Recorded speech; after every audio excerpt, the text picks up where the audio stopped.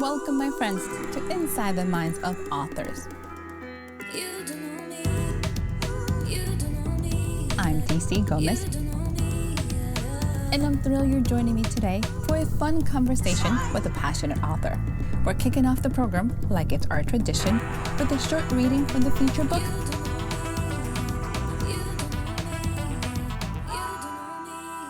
I hope you guys enjoy it.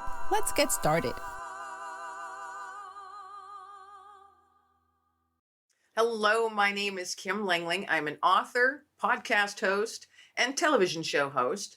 And I have a bit of a chapter of my book that I'd like to read. It's from the When Grace Found Me trilogy, and it is real life stories of women of faith. So they're anthologies from women around the world sharing their faith and when grace found them. And this is my story and contribution to the third volume of When Grace Found Me. The story is called Just a Brick. Years ago, I found myself sporadically attending church. I did not consider myself a Christian, and in hindsight, I know now that I was seeking something, but I had no idea what it was at the time. When I did attend a service, I didn't understand much of what I heard. The sermons and the stories were confusing to me. So each time I would attend, I would leave feeling confused and even angry at times, carrying a chip on my shoulder. This was no one's fault but my own, and I can see that now, but back then, goodness, I asked myself, why am I wasting my time going to church? I would have a running monologue in my head. Who was that guy up front talking about this Jesus and letting it go or giving it to God? What does that even mean? And those singers? I think they're up there putting on a show. No one I know acts like that in any church. Who throws their hands in the air for Jesus? Who cries because of a song they're singing? Round and round, those thoughts would circle in my mind. And yet I found myself going back to that small red brick church with the pretty stained glass windows. Not every Sunday, but when I went to church, that was where I'd go. The windows of that small church were my favorite part. Not the pastor, the people, or the sermons. Those stained glass windows. When the sun would stream through with the colors casting a ray across the pews, it felt as if there was a presence there. One not of this world. It was comforting. I wasn't certain what it was that I was feeling. It did not cause me to be anxious or fearful in any way. I often wondered if anyone else noticed this amazing beauty in the sun's rays shining through the air. Did they notice those tiny dust particles floating and dancing within those rays of sun? Did anyone else notice the smell of the church? That old book smell, one that reminds you of a library and makes you want to stay, to sit and be still with the quiet. Was I the only one who noticed and was comforted by these things? I received a call one morning from my sister. The first words she said were, "Our church burned down." I didn't comprehend what she was talking about at first. What church? I personally didn't have a church that I called my own. I went to a small church every once in a while, but it wasn't my church. I had no real connection to that building or its people at that time. I was seeking, not blending in, and not becoming a part of anything. Later that day, I felt an urge to take a drive to see for myself the remains of that small brick church that I did not consider my own. Smoke was still filtering through the rubble. The burnt smell permeated the air. The entire area was circled with bright yellow caution tape. I left my car and walked slowly up to what was left of this church. As I stood staring at the smoking pile of bricks that was once a church, something stirred within me. A hint of sadness began to seep through. I didn't understand why I was sad. This wasn't really my church. It was a building that had always been there. I later learned that this small church had been a part of the community for over 150 years. I never paid much attention as I didn't grow up in church and did not attend regularly. What I do remember is riding my bicycle as a youngster past this church. I remember walking by it hundreds of times and attending the occasional service there, but not often enough to consider it, again, my church. As I looked at this smoky mess, my thoughts became still. And without thinking about it, I found myself crawling under the caution tape.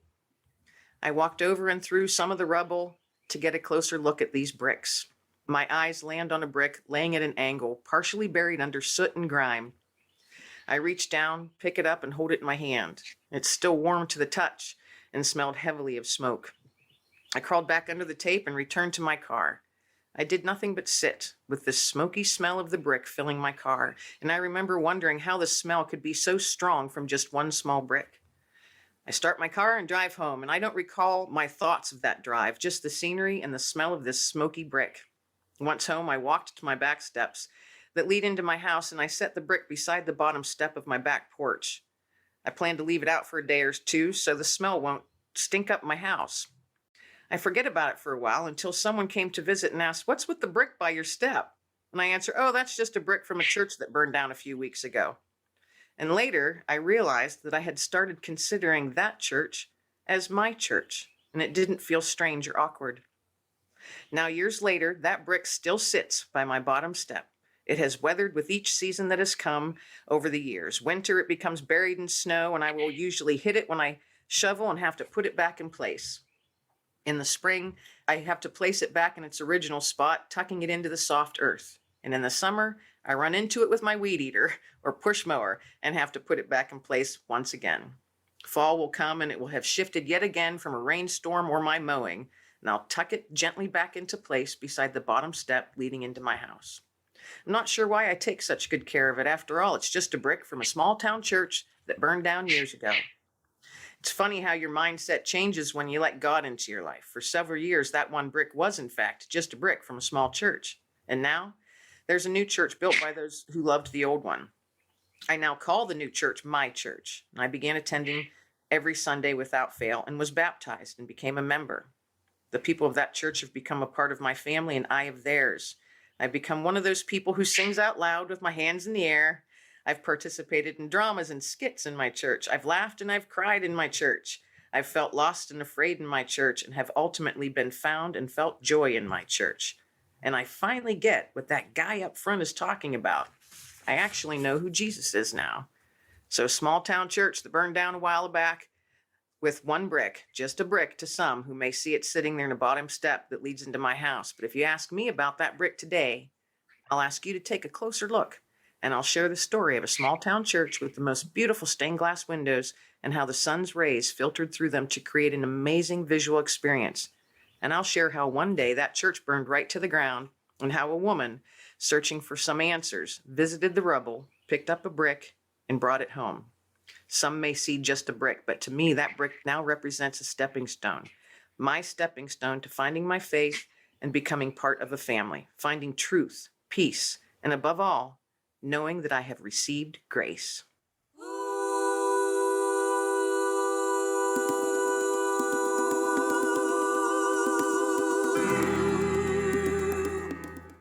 Hi, everyone, and welcome to another amazing episode of Inside the Minds of Authors. And I hope you enjoyed this reading as much as I did, because I'm trying to compose myself and not look like a giant hot mess in the side of this microphone. Welcome, Miss Kim. How are you today? I'm doing great. Thank you so much for having me today. I've been looking forward to it.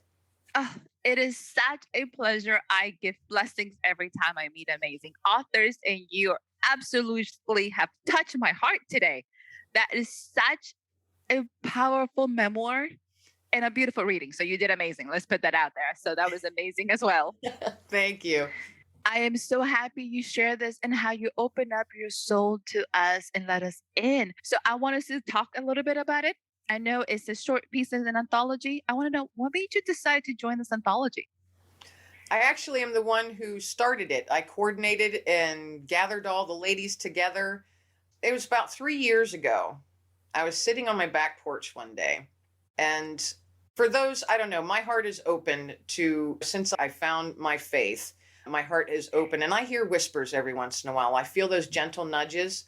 And I was sitting on my back porch one day and I felt a very strong nudge with the words, "You've got to get the stories out." And I literally turned around to see where this came from. And I'm sitting there, and people might think me crazy. And you know what? That's fine. But as I'm sitting there on my back deck, it's a beautiful summer day in August, and my backyard kind of faded away. And there was just like a flash, just a very, very brief moment of, you know how those old time movie reels, black and white, they're all speckled, and it's like, you know, that noise and everything. It was probably less than a second that it happened, but this picture flashed. It was as if my whole backyard disappeared and just that black and white grainy photo reel flashed with a woman sitting on the ground with her head in her hands, leaning down on her knees, sobbing. And then those words came to me again. You've got to get the stories out. And I sat there and started crying. I was so overcome with emotion, overcome. And I'm like, why am I sad? What is going on? And then I realized this was a message that was coming through to me. The Holy Spirit was doing his thing. And it was pretty powerful. And that doesn't happen often. And when it does, I've realized that I better listen. And as I sat there thinking, how am I supposed to get stories out? Whose stories? My story? Whose stories? And then that picture in my head that was given to me came back to me. And I realized, wow, Kim, that was you. He reminded you of where you were and where you are now. And others need that reminder that you don't have to stay lost. You don't have to stay in the darkness. You don't have to let your demons win. So that was really powerful, very, very powerful to me. And it still gets to me today. So I started, pardon me. I'm not the only one getting emotional. And I think it's the fact that it is so authentic and there's so much emotional and you follow your heart. Because so many times those whispers come to us and inspiration, whether you call it God or the universe, comes to everybody and we dismiss it. We often kind of going, I like it, but it's not the right time. I have other things to do. And you literally sat there with it and really felt the moment and realized this could change somebody's life. Yeah. Yes. It was powerful. I mean, it truly was. And it's one of those moments that I will not ever forget. I mean, it's ingrained in my brain now. But I sat and thought for a while about it. And then I started reaching out to a few women that I know and said, hey, you know, this idea came to me. And actually, I don't think it's an idea. I think it's something I'm supposed to do. I was pretty much told to do it. And I explained, hey, let's coordinate. I want to coordinate an anthology. I'll get all the women together. I'll find a publisher, an editor. You just write your story. But it's got to be about grace. And the name of the books are going to be When Grace Found Me. Because it just was all just, coming to me in this big, strong whoosh. And I'm like, okay, now I got to do it. And then I was just on a roll. And then God put in front of me on my podcast, I had a beautiful woman from the UK. And she was my guest and we were chatting and she's an author. And afterwards we're chit-chatting. I said, I got to find a publisher. I don't know what I'm doing. I've never created and coordinated anthologies, but I know I can. So, and she said, well, I literally just started a small publishing house and I'm going to be publishing faith-based books. And I went, chink, there's another little piece in the puzzle just came together. So her and I chatted. And now we're very dear friends. A couple years later, very dear friends. And she published all 3 of the books in the When Grace Found Me series. She has her story in the books as well. And it was just all God-led. And I'm very thankful for it. We got 3 books with close to 60 women from all over the world in this When Grace Found Me series, published in less than 14 months, 3 books. And it was truly a blessing. Each and every woman I met, some I knew, most I didn't. And their stories are amazing. They're powerful. They're heartbreaking. They will bring you to tears. And then some of them just have you laughing out loud. But that message of grace is infused in each one of those stories. And my hope, and it's happened because I've heard from people that have bought the book and said, you know what, I picked this book up and I just randomly opened it to a story. And it was the story that they needed that day in that moment. And I went, okay, yeah, I'm so glad that I followed the nudge that I was given because it really has impacted people. And my thought is, you throw it out there. If you're given that nudge and that mission, do the best that you can to accomplish it because you have no idea the impact that you're going to have on someone you don't even know. That is so powerful. Like I have chills. I'm trying to contain the tears on this side as well. It is one of those things that as authors, we always say inspiration comes to us. But sometimes divine inspiration comes as well. And it's such a powerful message. I love the fact that you went with it because how many times we honestly would have dismissed it.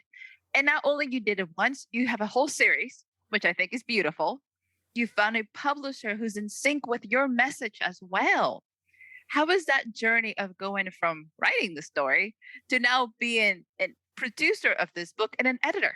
It was a learning experience. The first book between myself and the publisher, now remember, she was just starting her publishing journey, and I was just literally starting this whole let's coordinate anthology journey. That first book, boy, oh boy, did we learn a lot. We made lots of mistakes. We hit those potholes in the road. We were having, because she's in the UK, so in another country, we were having Zoom meetings constantly trying to coordinate the time difference. And there were a few times where I almost gave up because it was so frustrating and things just weren't going the way I thought it should. And then she would remind me, this isn't our mission. We were given this mission. We're the stewards. So she would bring me back on track. Then she'd have her days. She's like, don't think I can do this. It's going to take me forever to learn this part of it. And I'd say, now, her name's Ruth. I'd be like, Ruth, you and I are in this together. You're helping me and holding me up when I'm down. So now it's time for me to boost you up. And so we would do that with each other through the first book. Oh, we had so much laughter at our mistakes and then tears in our frustration.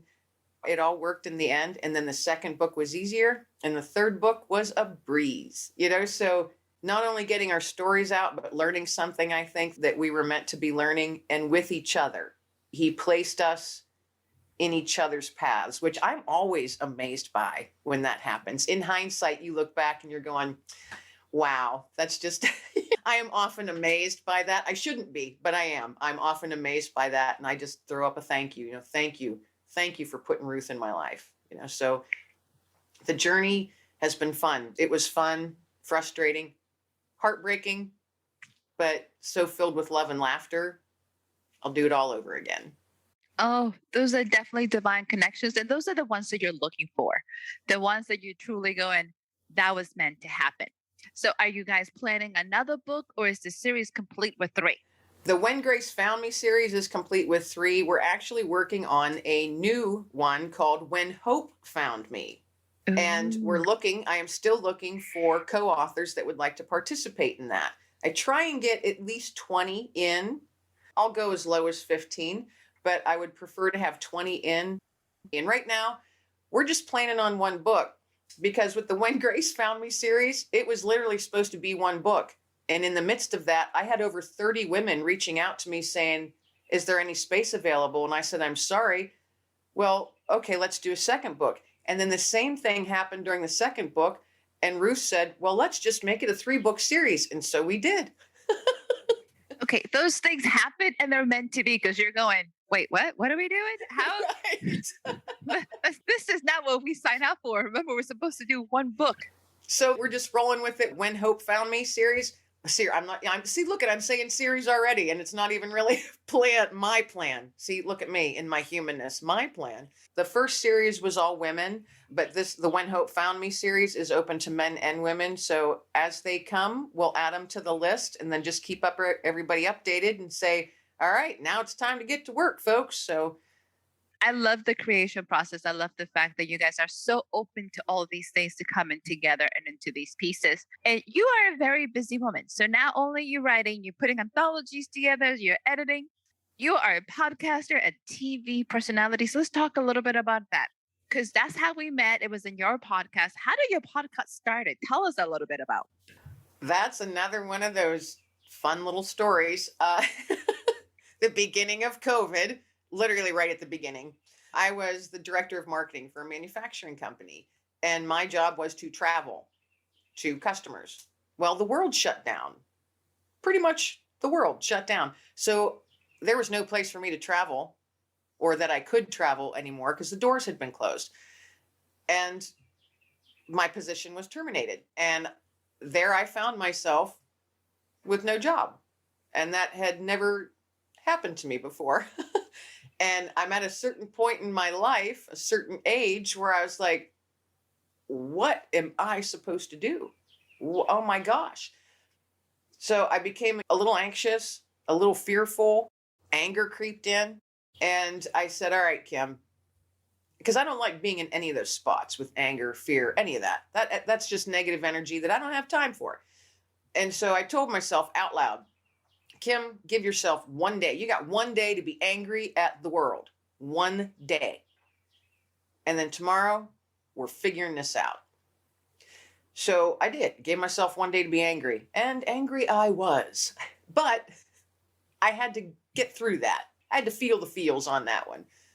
The next morning I woke up and I'm sitting on the side of my bed and I'm like, all right, Kim, today is the day that we're going to figure something out. Should you start fixing up your resume and sending it out all these places, knowing that it's going to be a real struggle to find another job? And as soon as I thought that, I immediately thought, nope, not doing it. I have a passion for writing. I love public speaking. I love meeting new people. So I'm talking myself into this. Kim, you've got skill sets. You've got 25 years experience, sales and marketing, blah, blah, blah, blah, blah. Make your own job. And I went, make my own job. Okay, I will. So what do I have to lose? You know, I'd already lost my job. So I said, I've been hearing some stuff about this podcasting stuff. I literally had no idea about podcasts, how to do them. I Googled podcasting that day, found a free platform, and did my very first podcast, just me chatting all by myself that very first day that I woke up the day after I lost my job. And now almost 2 years later and over 125 episodes in, I'm still going strong with it. That's how that started. I am seriously trying to process this. And if our listeners are with me, you're probably going to say, what? Like, one more time? Let's back up the fact that you gave yourself a one-day pity party. Because normally I say everybody should have about 2 weeks. You're like, no, you got a day. I was like, ooh, that's intense. Like, you were not playing around. It's like, no, you got a day to feel bad. Then we're going to move on. I love the process. And by the way, it is such an amazing journey to know that you're like, what can I do? What do I really want to do? Because you literally touch base with yourself. And then, let's be honest, when you have nothing to lose, you can take leaps and bounds and there's no stopping you. So congratulations. Thank you. You went from podcasting, Googling online. And by the way, I can't say much because I did the same thing. I was like, how do you podcast? I know I want to try this. Does anybody know how to podcast? And one of my friends has started one in a free platform. He's like, you should try this. I was like, oh God, let's do this. And then slowly watch a transition. When did you transition to TV host? How did that happen? I was a guest on someone else's podcast. And afterwards, we were chit-chatting, and she had just become part of a new television network called Believe in Your Dreams TV network. And she said, they're still open to new hosts, and I can connect you with the CEO because she wants to talk to folks to make sure they're the right fit for the network and what they think their show might be about. And so I did that because I thought, why not? Check it out. So I had a chat with the CEO, and she liked my idea. And I said I wanted to do a show for authors. So it's called The Right Stuff, WRITE, The Right Stuff, the author's voice. And I interview authors from all over the world, sharing their writing journey, why they write, when they started, and where in the world do their ideas come from, especially if they're doing like fantasy or sci-fi or horror. I'm like, where does that come from? So it's just them sharing their journeys. And then towards the end of the show, they talk about their books and what's coming up next and things like that. But that's how that started, is me being a guest on someone else's podcast. And then again, it was a leap of faith because there was a little bit of an investment involved. So all the platforms and things, that all costs. And so through the network, they were able to get us onto these different platforms online. But I took a leap of faith. But I felt so strongly that it was the right one. Not once did I have a negative feeling in my gut, because I do follow my gut. If I get that little twinge in my gut and it's telling me, stop. And I didn't have that twinge in my gut. And I'm like, you know what? This is like the natural progression, I think, of what I'm supposed to be doing. So I did it and started that journey about a year ago. And just within the last couple months, the network has gotten the shows up online. We're on Google Play, iOS, Xbox, Roku, Amazon Fire's coming, Apple TV's coming, Sony, Samsung, LG TV, all these really amazing online streaming platforms that we're going to be on. And a year ago, this is nothing I would have envisioned. Nothing. From that day of losing my job and saying, be angry for a day, and then starting a podcast. And then 6 months after that, I'm looking at being my own show host for television. I never, ever envisioned any of that. So I think it's pretty cool how God does his thing. And I often chuckle and say, I'm so glad I listened.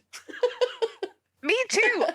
So it is such an inspiration. It is such a powerful and amazing journey.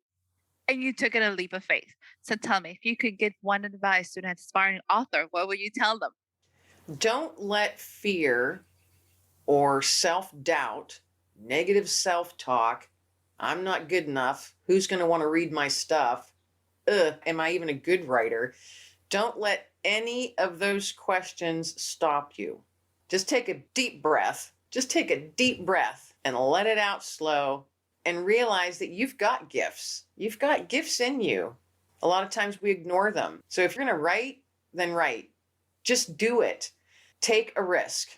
Doesn't mean it's a bad risk. Just take a risk and believe in yourself. Believe in yourself. And that's so hard. And believe me, folks, I know how hard that is. I know how hard that is. Because I've been there in those dark holes, wondering if I'm good enough to do this or something like that, some sort of negative self-talk. Don't let negative self-talk hold you back from what you know that you can do, because we're all born with gifts and we're meant to use them. So use it. Oh, madam, I love that advice. And to our listeners, take full advantage of it. Believe in yourself, believe in those dreams, and don't back down. So, Miss Kim, I can chit chat forever, but you got things to do and master plans of world domination. So are you ready for the lightning round before you leave us? Sure. Easy peasy. Do not think too hard about this. Let's see. Cold drinks or hot? Well, both. Iced coffee in the summer, hot coffee in the winter. Ooh, I like that. Nice. Pancakes or waffles? Waffles. Nice. Desktops or laptops? Laptop. Sweet. Romantic comedy or action? Romantic comedy. Aw. All right, here's a little different. Let's see how you play with this one. If your life had a warning label, what would it be? Fast moving train. Beware, fast moving train. I love that. That's pretty cool. So, madam, where can our listeners find you, where they can learn more about you, the podcast, the TV shows? Let us know.